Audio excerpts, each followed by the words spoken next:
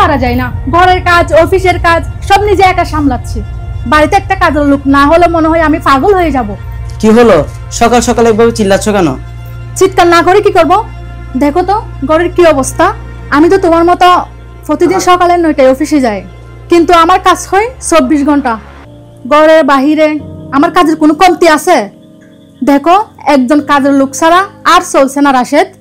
আবার সেই পুরনো ক্যাসেট। তুমি তো জানোই বাড়িতে অচেনা কাউকে রাখা আমার পছন্দ না। আজকাল যা দিনকাল পড়ছে। অচেনা হবে কেন? আমি নাজিম সাহেবের সাথে কথা বলছি, ওনার কাছে পরিচিত একজন খুব ভালো মহিলা আছে, ওনার সাথে কথা বলে আমাকে জানাবে বলছে। নাজিম সাহেব বলেছে আর বিশ্বাস করে ফেললে? আজকালকার মানুষ বড়ই বিচিত্র সুমনা, সাবধানে থেকো। সব সময় শুধু নেতিবাচক চিন্তা। ঠিক আছে, তোমার যা ভালো মনে হয় তাই করো, কিন্তু কোনো সমস্যা হলে আমাকে দোষ দিও না। আচ্ছা, আমার দেরি হয়ে যাচ্ছে, আমি বের হলাম।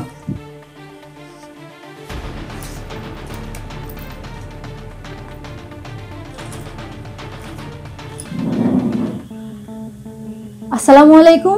ওয়ালাইকুম সালাম। নাজিম সাহেব, আমি সুমনা বলছিলাম। ও সুমনা, কেমন আছো? হ্যাঁ আলহামদুলিল্লাহ ভালো আছি, আপনি? এই তো আলহামদুলিল্লাহ ভালো। আপনাকে একটা কথা বলছিলাম, একটা কাজের মহিলার কথা বলছিলাম। ও হ্যাঁ হ্যাঁ হ্যাঁ, ও একটা ভালো কাজের মেয়ে পেয়েছি, সে কাজকর্ম খুব ভালো করে, আজকে যাবে তোমার বাসায়। আচ্ছা আচ্ছা, পাঠিয়ে দেন, আমি বাড়িতে আছি। যাক, তাহলে একটা ব্যবস্থা হলো, অনেক ধন্যবাদ।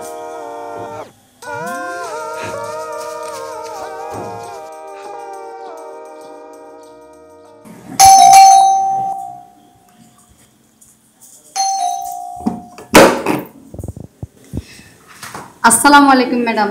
ওয়ালাইকুম আসসালাম। আমার নাম রহিমা, আমাকে নাজিম সাহেব পাঠিয়েছে। ও ও, এসো এসো, ভিতরে এসো। তোমার কথা নাজিম সাহেব বলেছিলেন। এসো এসো, ভিতরে এসো, তোমাকে কাজ দেখিয়ে দিচ্ছি।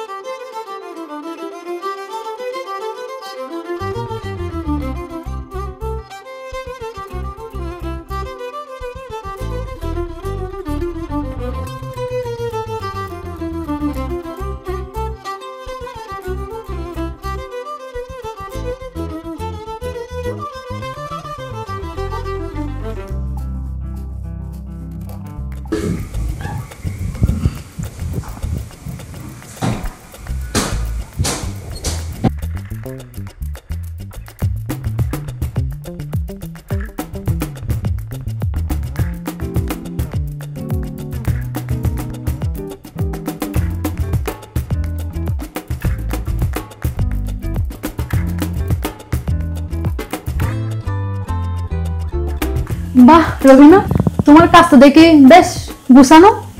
গরিবের সংসারে কাজ করতে করতেই তো জীবন গেল ম্যাডাম, এগুলোই তো পারে।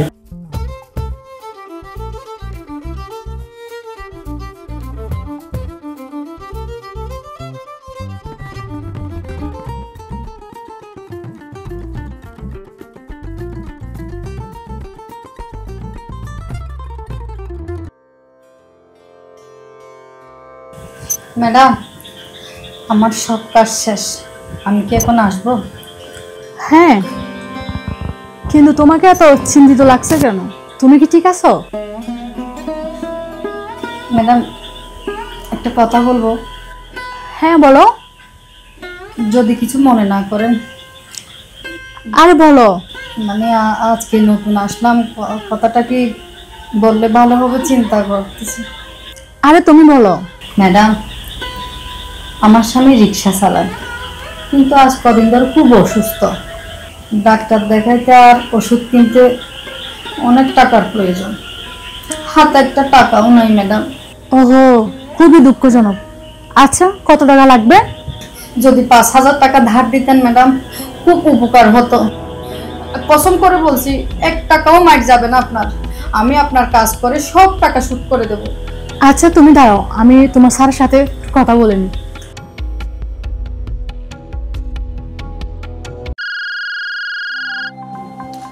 হ্যাঁ সুমনা,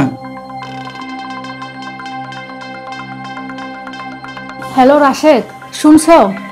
বলো, একটু তাড়াতাড়ি বলো, জরুরি কাজ করতেছি। আমাদের বাসায় যে কাজের মহিলাটা আছে না, উনি খুব বিপদে আছে। উনার স্বামী খুবই অসুস্থ। আমার কাছ থেকে 5,000 টাকা ধার চাচ্ছে। আমি কি দেবো? কি, তুমি কি পাগল হয়ে গেছো? আজ প্রথম দিন এসে টাকা ধার চাইছে? এটা একটা কমন টিপস না? উনি বলছে কাজ করে করে সুদ করে দেবে। এই টাকা দিলে ওনাকে জীবনও খুঁজে পাবে না, একদমই না, 1 টাকাও দিবে না। কিন্তু ওনার চেহারা দেখে তো খুব অসহায় মনে হচ্ছে। আমার খুব মায়া লাগতেছে। মায়া? এই মায়ার জন্য কত মানুষ পথ বসেছে জানো? রাখো, কাজ করতেছি আমি। দিবে না বলছি, দিবে না।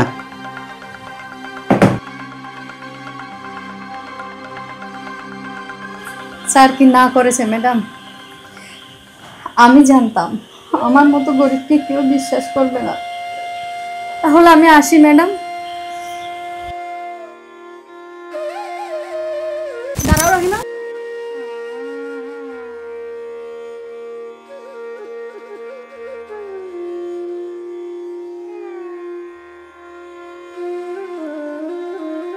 এই নাও, তোমার স্বামীর চিকিৎসা করো। আর টাকা চিন্তা করবা না। তোমার স্বামী সুস্থ হলে তুমি কাজ করে সুদ করে দিও। ম্যাডাম, আল্লাহ আপনার ভালো করুন। আমি আপনার এই ঋণ জীবনও ভুলবো না ম্যাডাম। আমি আসি, হ্যাঁ? আমি আগামীকাল অবশ্যই কাজে চলে আসবো। আসি ম্যাডাম। এসো।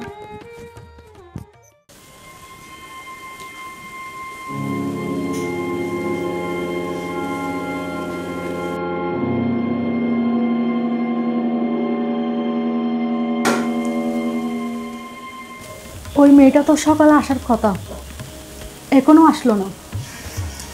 দেখি নাজিম সাহেবকে একটা কল দিই।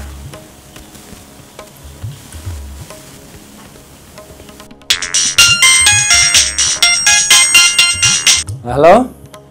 হ্যালো নাজিম সাহেব, কেমন আছেন? এই তো আলহামদুলিল্লাহ। আচ্ছা, রহিমা মেয়েটাকে যে পাঠালেন, ওর কোনো ফোন নাম্বার আছে আপনার কাছে? না না, ওর ফোন নাম্বার তো আমার কাছে নাই।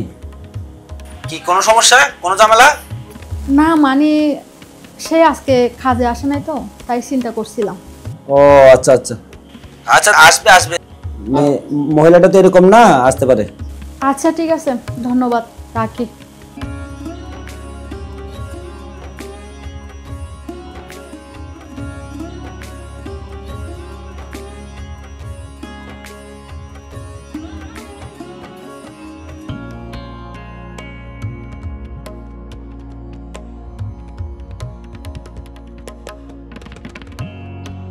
কি অবস্থা? মুখটা পেঁচার মতো করে বসে আছো যে? ওই যে রহিমা আজকে তো আসলো না। টাকা দিছো নাকি? এমন ভাবে কান্নাকাটি করছে, না দিয়ে তো পারলাম না। আমি তোমাকে বললাম না টাকা দিও না?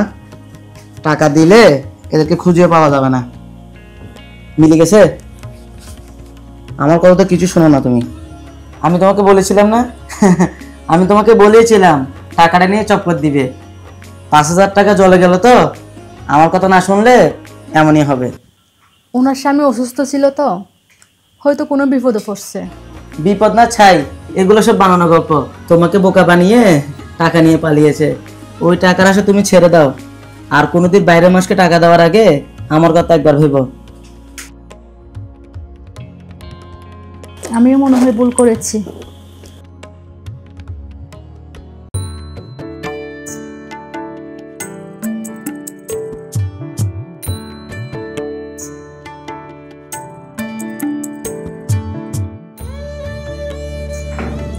যা যা বলছি সব মনে আছে তো? হ্যাঁ।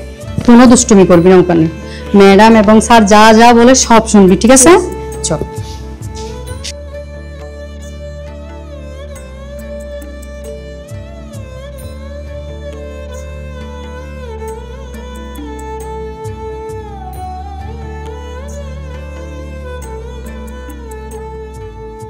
দেখেছো খবরে কি লিখেছে? কাজের লোকের বেশি এসে এক বাসায় চুরি। আমি তোমাকে আগেও বলেছিলাম সাবধানে থাকতে।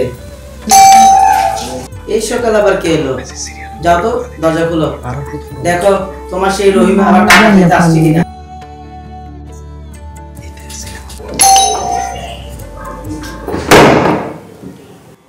আসসালামু আলাইকুম ম্যাডাম, কেমন আছেন? আসো।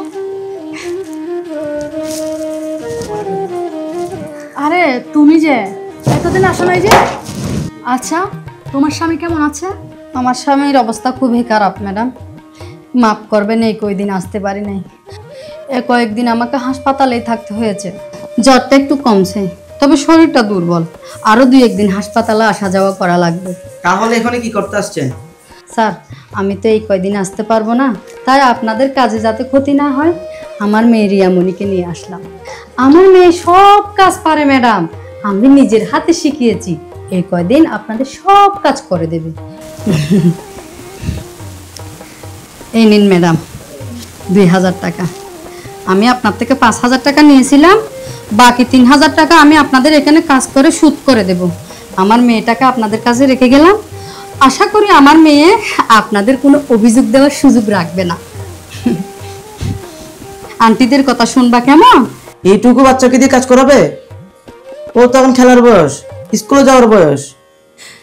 কি করব স্যার, আমরা গরিব, পেটের দায়ে সব করতে হয়। আমার মেয়ে যদি কাজ না করে তাহলে সংসার চালাবো কি করে, আমরা খাবো কি করে? আমার মেয়ে কিন্তু সব কাজ পারে, ঘর মোছা, কাপড় ধোয়া, রান্না করা, সে সব কাজ পারে স্যার, সব কাজ পারে। রাখুন আপনারা আমার মেয়েকে কয়দিন।